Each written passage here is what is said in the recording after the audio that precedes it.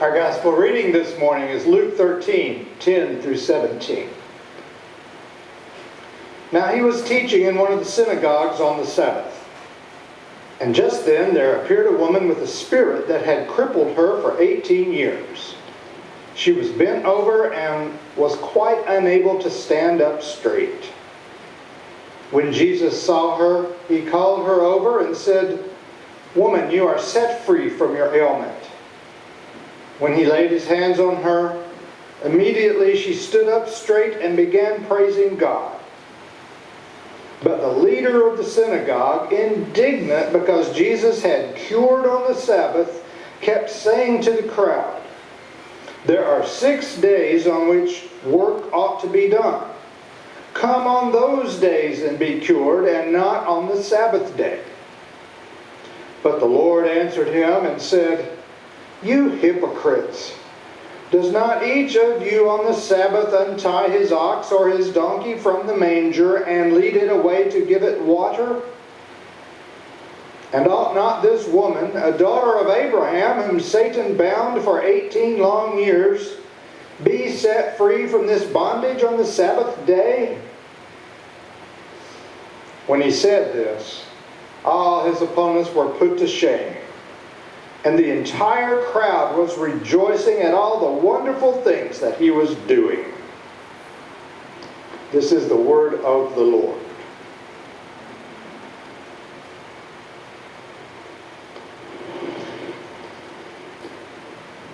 I was born a long time ago in the 1950s. 1952 to be exact. That is a long time ago. And, Mary and I were saying, "No, it's not."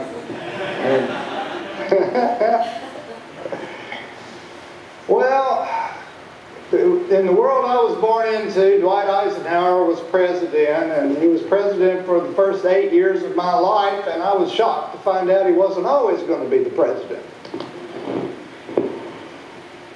And when I was growing up,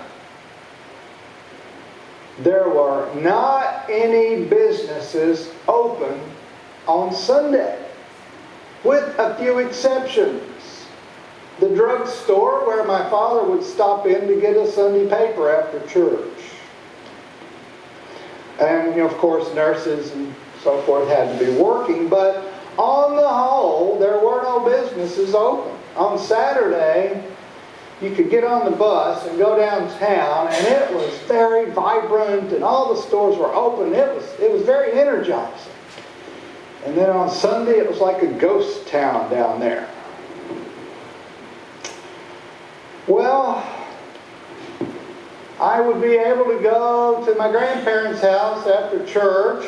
My father, mother, my grandfather, and my grandmother would all be there, along with my brothers and sisters.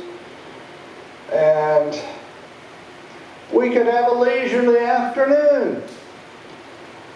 Nobody was working. The only bad part of that was my mother never would let us get out of our Sunday clothes that afternoon. How annoying. I never understood that one. Well, at some point it started changing. Somebody decided that their store needed to be open on Sunday morning or Sunday afternoon. I think it must have been a bit of a scandal, but it happened.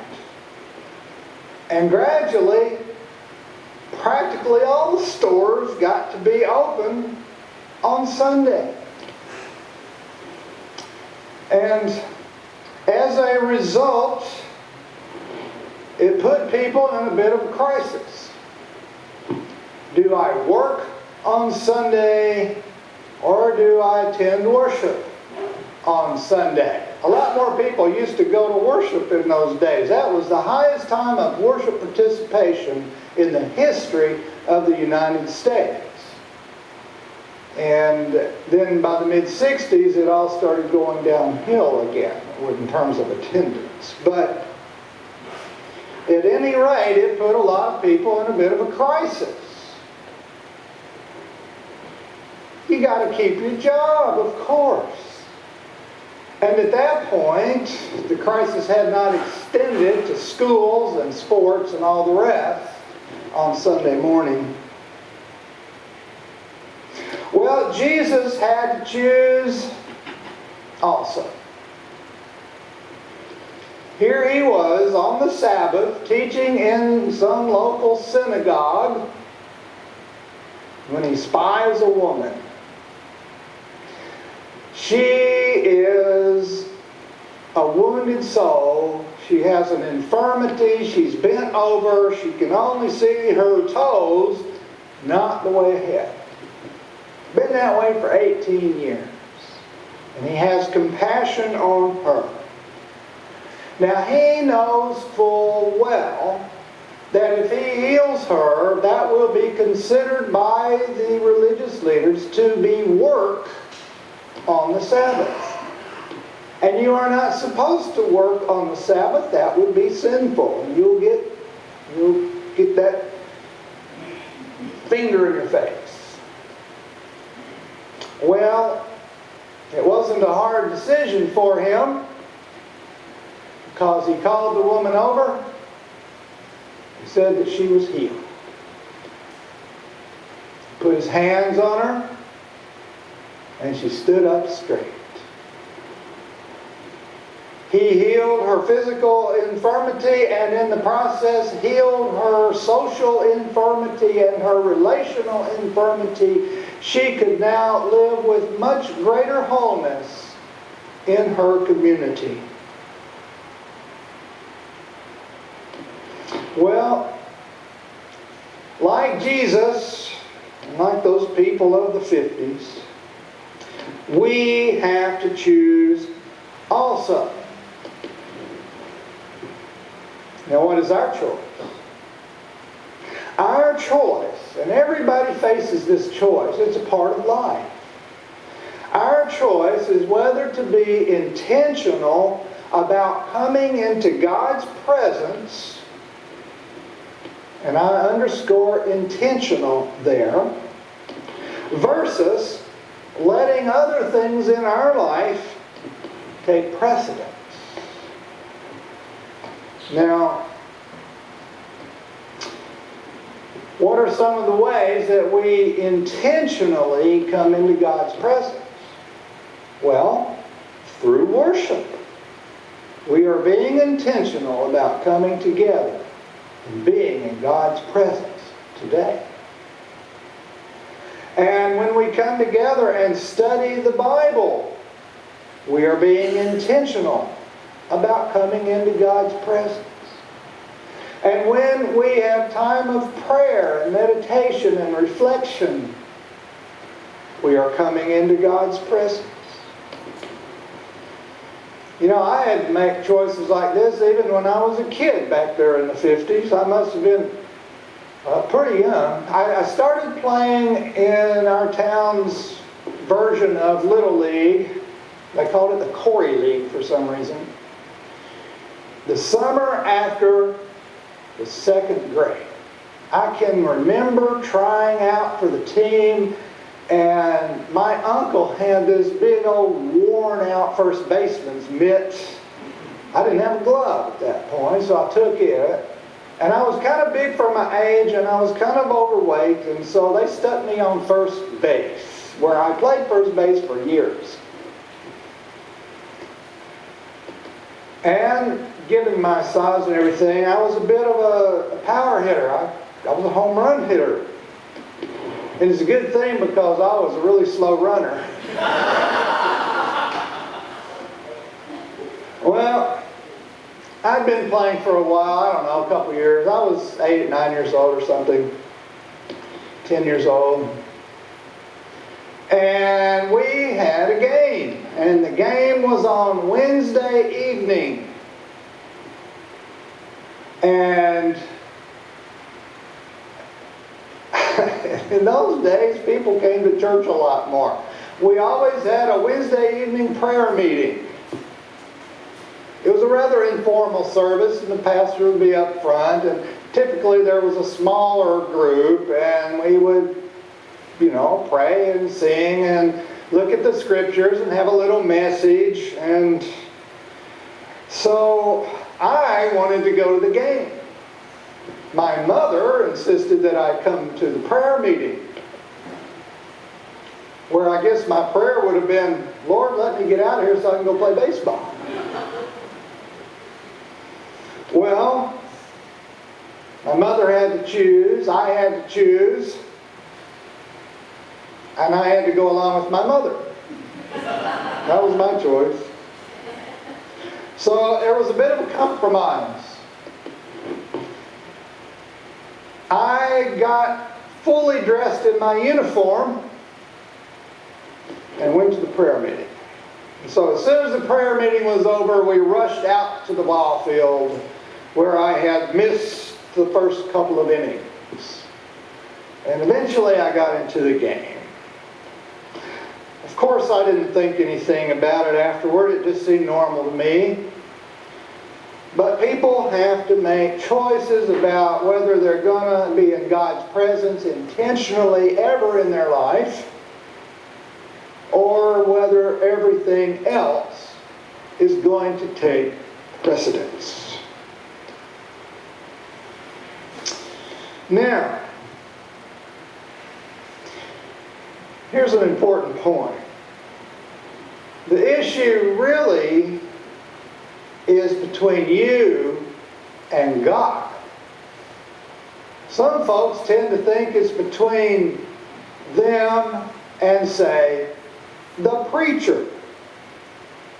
Oh, I don't care for his sermon, or this or that. It can be about the music. It can be about the people of the congregation, or something that happened 15 years ago, as far as intentionally coming into God's presence in worship is concerned. But it's not about the preacher. It's not about the church. It's about God. You and God. Same with Bible study. Same with prayer. It's about you and God.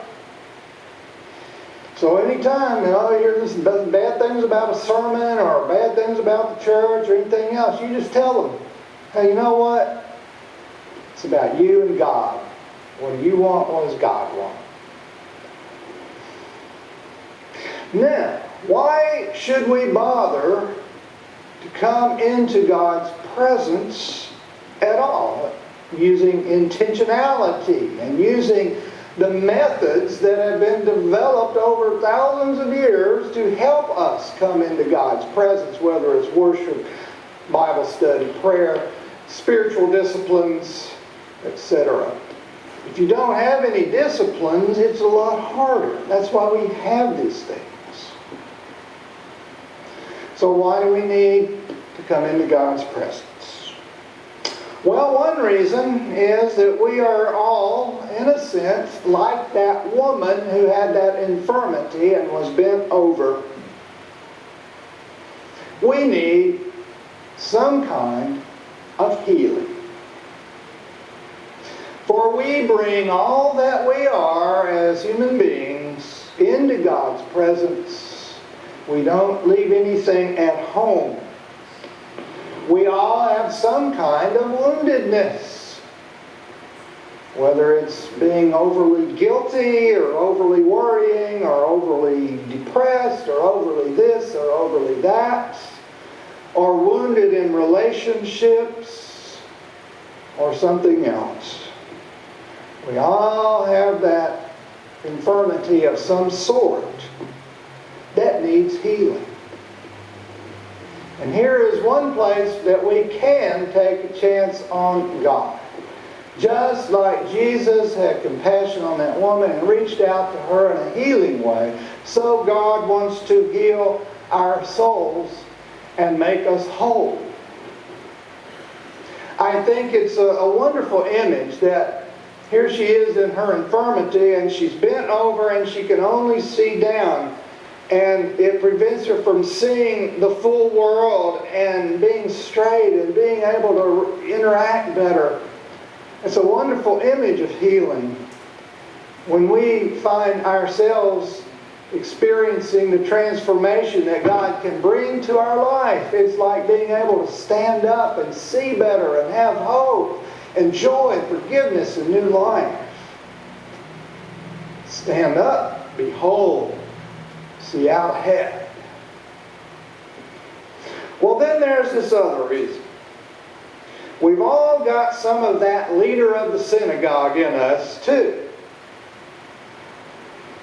There's nothing bad about following rules, but there is something bad about being judgmental of others. And when we're really stuck on the rules and we get upset with others when they don't follow the rules, that's in a sense being judgmental. But the worst part is that we can be very judgmental toward ourselves. And we don't need to be so judgmental toward ourselves. And sometimes our judgmentalism toward ourselves, as well as toward others, needs healing. So we bring that part of ourselves intentionally into God's presence as well. What a difference it can make if we can be free from that and instead be more Christ-like. So we need to take a chance on God by coming into God's presence. And God has already taken a chance on us. God took a chance on Jeremiah. You're a young man, but you're going to be my powerful prophet. So God is taking a chance on us to be the church. So may we take a chance on God to heal us from whatever prevents us from being a faithful church. May we take a chance on God to empower us spiritually to carry on the ministry of Christ. And may we, with God's help, be Christ-like toward others and not being judgmental toward anyone. God has taken a chance on us. Let us take a chance on God. Amen.